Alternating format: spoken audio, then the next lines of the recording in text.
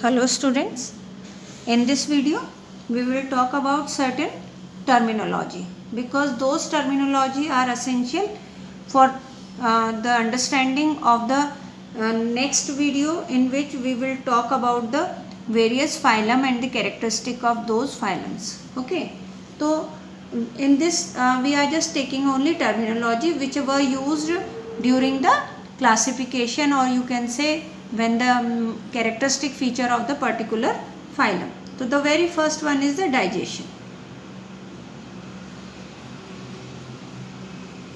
Digestion, you all know, digestion is the breakdown of macromolecule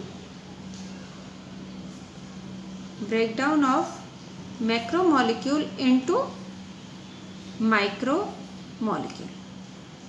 Now what does it mean? For example, if it is starch is a polysaccharide. What it is? Polysaccharide. So now after digestion the starch is converted into glucose, and glucose is a monosaccharide.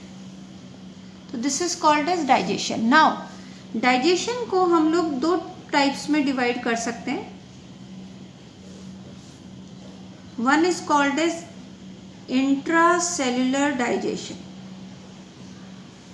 And second is intercellular digestion.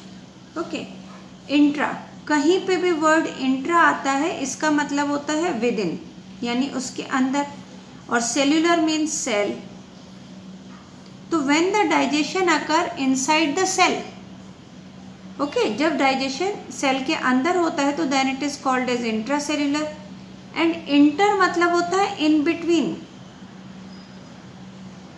जैसे हम ये कहते हैं, एक तो होता है बेटा इंटर हाउस कॉम्पिटिशन, यानी बिटवीन और द डिफरेंट हाउसेस, अलग अलग हाउसेस हैं उनके बीच में जो कॉम्पिटिशन हो गया, हम कहते हैं इंटर स्कूल कॉम्पिटिशन, अलग अलग स्कूल्स का कॉम्पिटिशन हो. और अगर होता है इंट्रा स्कूल कॉम्पिटिशन तो उसी स्कूल के ही बच्चे कॉम्पीट करें तो वो इंट्रा स्कूल होता है. तो इंट्रा मतलब विद इन और इंटर मतलब इन बिटवीन. ओके, तो first we will take intracellular digestion. Now in the intracellular digestion the digestion occur within the cell. Okay, अब कौन which animals they do the intracellular? तो mostly unicellular organism they do intracellular digestion. For example, amoeba. In the 10th standard also you had studied that amoeba take the food inside by the pseudopodia, and ये pseudopodia ultimately food vacuole बना देते हैं, और food vacuole बना देते हैं, और फिर उसके बाद में ये this is the food vacuole and the digestion occur inside the cell. So this is called as intracellular digestion. Okay, now we come on to the next, that is intercellular digestion. Intercellular digestion का क्या meaning हुआ? तो intercellular digestion is the digestion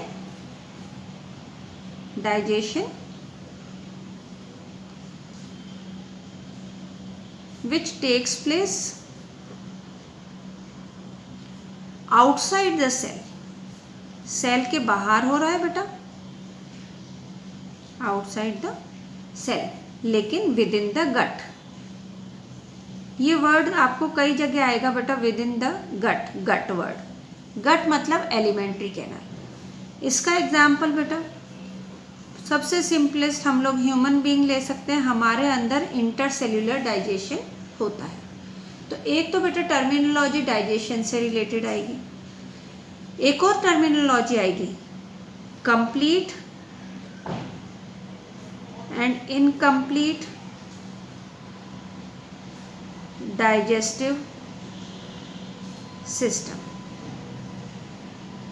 complete digestive system which have two opening, one is mouth and second is anus for the ingestion and egestion of food, that is called as complete. and incomplete is the single opening responsible for ingestion also, यानी for the intake of food as well as for egestion also. Okay, ये already हम लोग कर चुके हैं बेटा. Now we come on to the second terminology, that is fertilization. Now fertilization क्या है बेटा? Fertilization is the fusion of male and female gametes. Male और फीमेल गैमेट के फ्यूजन को बेटा कहते हैं फर्टिलाइजेशन. ओके, नाउ फर्टिलाइजेशन हम सिंपली कह सकते हैं टू टाइप से फर्टिलाइजेशन हो सकता है, यानी हम सिंपली कहें the fertilisation can be divided into two type. तो this process can be divided into two types. किस बेसिस पर बेटा? ऑन द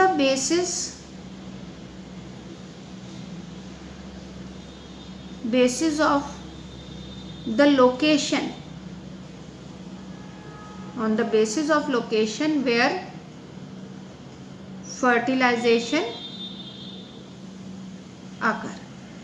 यानी फर्टिलाइजेशन कहाँ होता है, उस बेसिस पर फर्टिलाइजेशन को हम दो कैटेगरीज में डिवाइड करते हैं. और वो दो कैटेगरीज कौन सी है बेटा?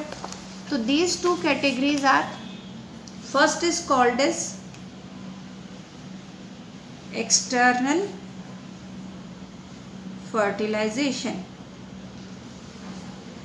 External fertilisation, as the name indicate, external means बाहर. तो when the fertilisation takes place outside the female reproductive tract, तो हम ये कह सकते हैं in this fusion of male and female gamete occur outside the female reproductive tract. कुछ बच्चे इसको वर्ड यूज करते हैं आउटसाइड द फीमेल बॉडी. बेटा now in the 11th standard outside the female body is not the correct word. We should use outside the female reproductive tract. तो that is this type of reproduction is called as external fertilisation. अब ये कहाँ होता है बेटा? तो mostly it require, मतलब external fertilisation it require medium, कि किसी मीडियम में होना चाहिए. तो एक्सटर्नल फर्टिलाइजेशन के लिए जो मीडियम होता है दैट इज वाटर. तो water is the medium which is required for the external fertilisation. Now जो ऑर्गेनिज्म एक्सटर्नल फर्टिलाइजेशन शो करते हैं तो उनके एग्स किस तरह के होते हैं, यानी what is the characteristics of the egg. तो the organism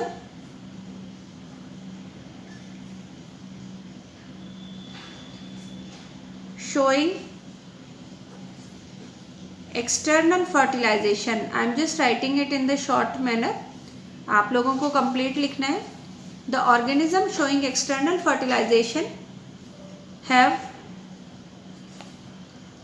unshelled egg, means the egg is not covered by shell. Calcium carbonate की कवरिंग नहीं होती उनके एग्स पे. Okay, instead of they are present in some mucus jelly like substances.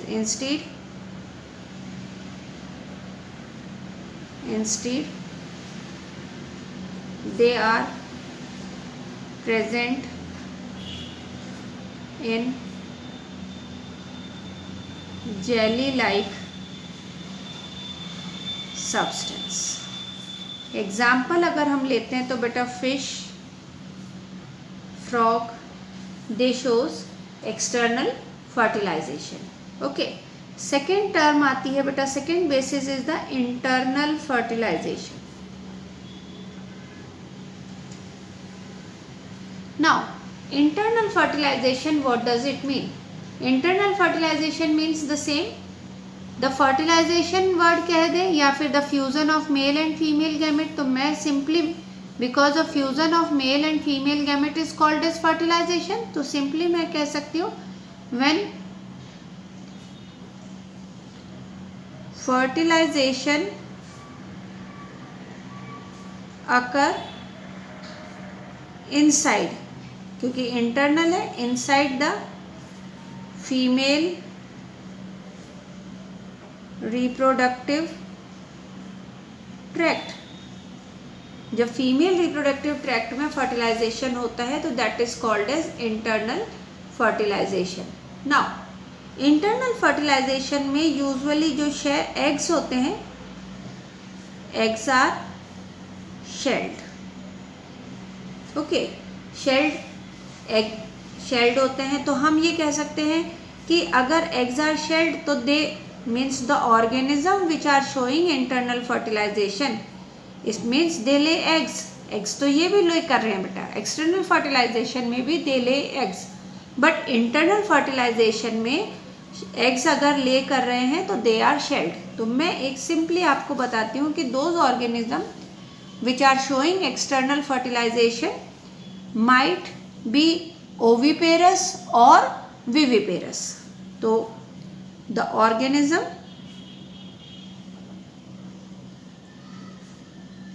which shows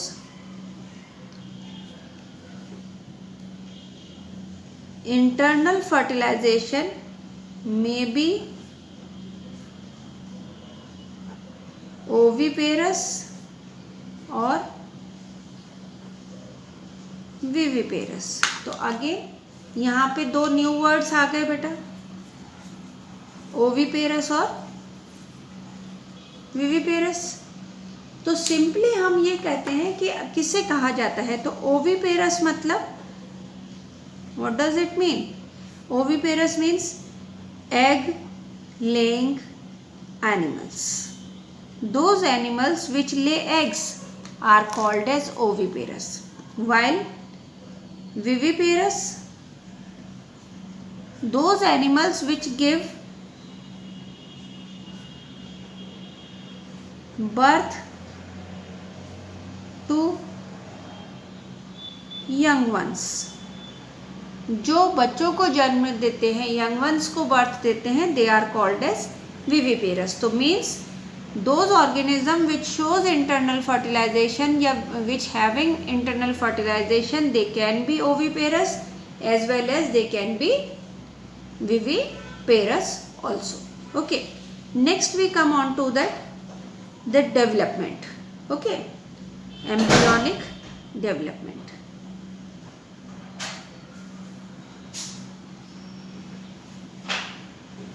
तो during the embryonic development, what is this? So the development may be of two type. The development may be of two types. कौन कौन से type हो सकते हैं बेटा? It can be direct development or it can be indirect development.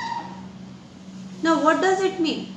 Direct development, the young ones hatches out from the egg, okay, and they are just similar to their parents के जैसे ही young ones hatch out होते हैं, that is called as direct development. Indirect development में the offspring which comes out from the egg is not similar to their parent, instead they are showing the larval stage. So if the larval stage is present, then it is considered as indirect development. If the larval stage is not present, then it is considered as direct development. So again we are coming on to the next same thing. हम simply अगर लेते हैं कि what is direct development, तो direct development is the young one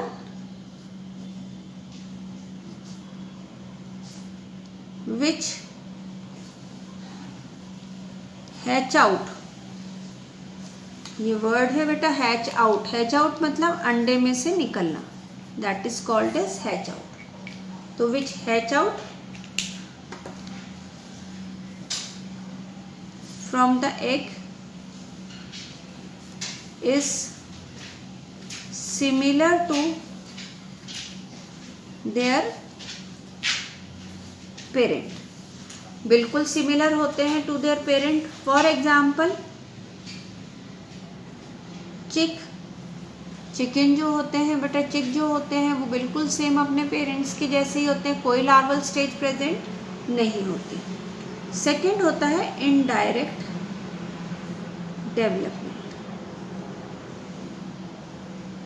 तो हम simply कह सकते हैं कि इनडायरेक्ट डेवलपमेंट में larval stage is present.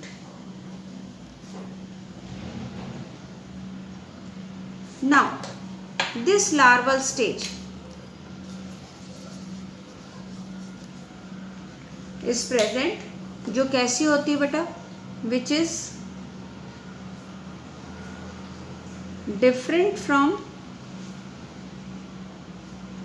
its parent. अपने पेरेंट से एंटायरली डिफरेंट होती है. ठीक है. अब लार्वा से एडल्ट बनने का जो प्रोसेस होता है, that process is called as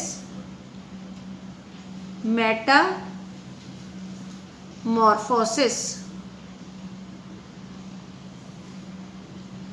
larva से एडल्ट बनना is called as Metamorphosis.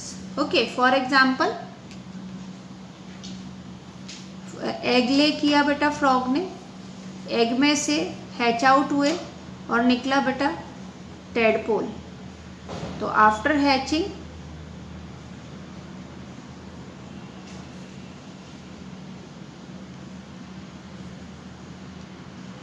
Hatch out होकर क्या निकले बेटा टेडपोल. टेडपोल के अंदर मेटामॉर्फोसिस होगी और फिर वो स्ट्रक्चर जो आएगा that is like the baby frog या adult frog, baby frog, which is similar to the adult. तो ये एग्जाम्पल हो जाता है कि इफ द लार्वल स्टेज. ऐसे ही अगर आप सिंपली लो बटरफ्लाई में भी बेटा, butterfly also have from eggs. Butterfly eggs will give rise to first of all caterpillar to cocoon and cocoon to adult. So these type of development is called as indirect development. Egg से hatch out हुआ tadpole बेटा. Tadpole कहीं किसी भी angle से frog जैसा नहीं होता. It is appear like more like fish. And फिर उसके अंदर मेटामॉर्फोसिस होता है और उससे बेबी फ्रॉग फॉर्म होता है. ऐसे ही butterfly first form caterpillar, then cocoon and then the adult is formed. Now the next terminology we are coming, that is body temperature. Body temperature. Now the temperature present in the body, यानी सभी organisms की body में कोई ना कोई body temperature रहता ही है बेटा. तो सिंपली बॉडी टेम्परेचर में हम ऑर्गेनिजम्स को on the basis of their body temperature कि how the body temperature remain constant और whether it will change with the surrounding medium, तो we can divided into two group. तो according to the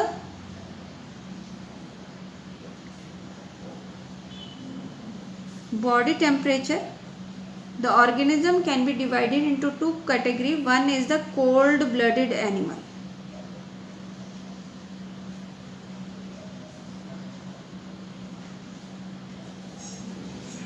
Okay beta, what they are called as cold blooded animal. Cold blooded animals are also called as poikilothermal. What they are called as poikilothermal animals, cold blooded. Now what does it mean? Cold blooded का meaning ये नहीं है बेटा, 10th standard में भी आप लोगों ने पढ़ा होगा कि how the frog and reptiles can tolerate the mixing of blood. तो उसमें सिंपली यही था कि frog and reptiles are cold blooded animals, so they do not require much energy for the maintenance of their body temperature. But what does it mean? cold blooded का meaning क्या है? क्या उनका blood ठंडा होता है? No, it is not so. Actually, when the temperature of the body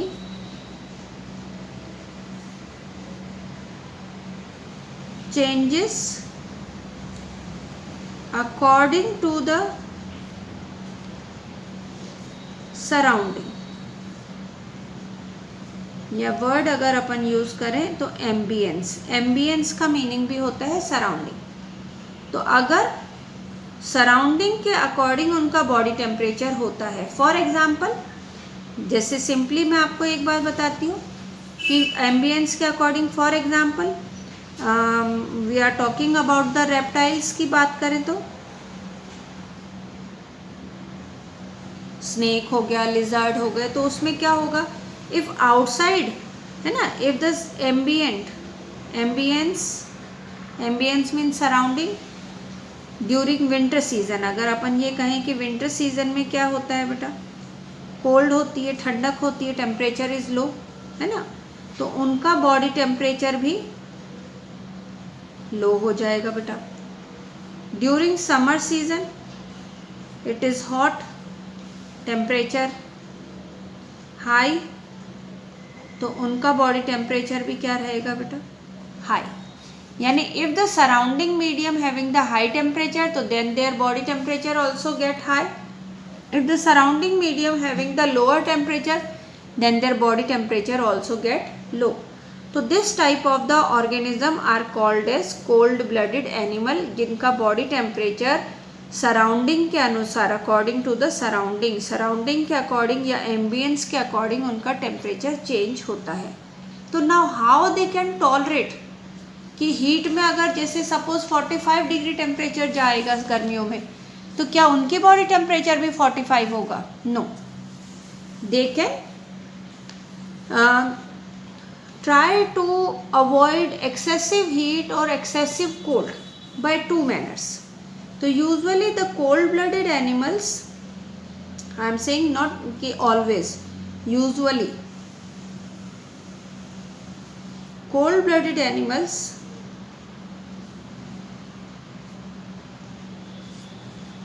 either hibernate or estivate. What does it mean, hibernate or estivate? Hibernate means the winter sleep. Usually आपने देखा होगा during the winter season you cannot see any of the lizard in your house. आपको छिपकली नहीं दिखाई देगी बेटा घर में, because they just go for winter sleep. और जैसे ही फेब मार्च आता है बेटा, मार्च के आते आते टेम्परेचर नॉर्मल होता है, they get up and come out and roam here and there in their house. इसी तरह से एस्टाइवेशन होता है, that is called as summer sleep. Now some of the amphibians like frog आपको समर सीजन में नहीं दिखाई देंगे, they just come, you are able to see them during the rainy season when the temperature a little bit comes down. तो during summer they go inside the soil, यानी soil में अंदर चले जाते हैं और they sleep over there, inactive हो जाते हैं, तो that is called as summer sleep और द एस्टाइवेशन। तो aestivation means summer sleep and hibernation means the winter sleep. Okay, now sometimes जैसे हम सिंपली कहें कि warm blooded animals,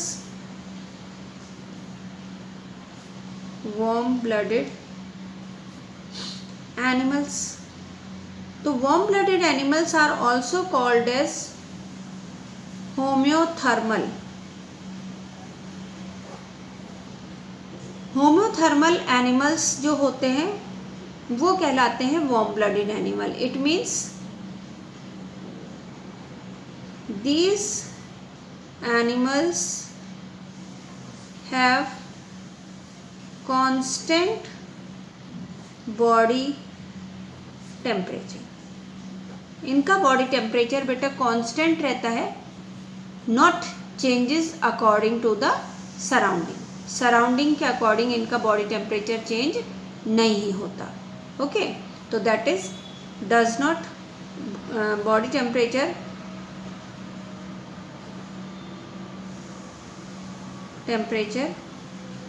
does not change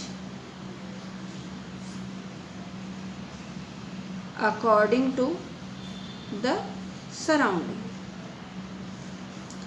surrounding के अकॉर्डिंग इनका बॉडी टेम्परेचर चेंज नहीं होता. जैसे for example if we will take human being, या हम ह्यूमन बीइंग ना कह करके सिंपली हम वर्ड यूज कर सकते हैं all mammals are warm-blooded animals. All birds are warm-blooded animals. Their body temperature remain constant whether it is summer or whether it is winter. Because जैसे for example during summer if the heat is too much then the heat enters into our body, so the body temperature will go high, but our body having the capacity to make it constant. So what happened during summer? During summer, to maintain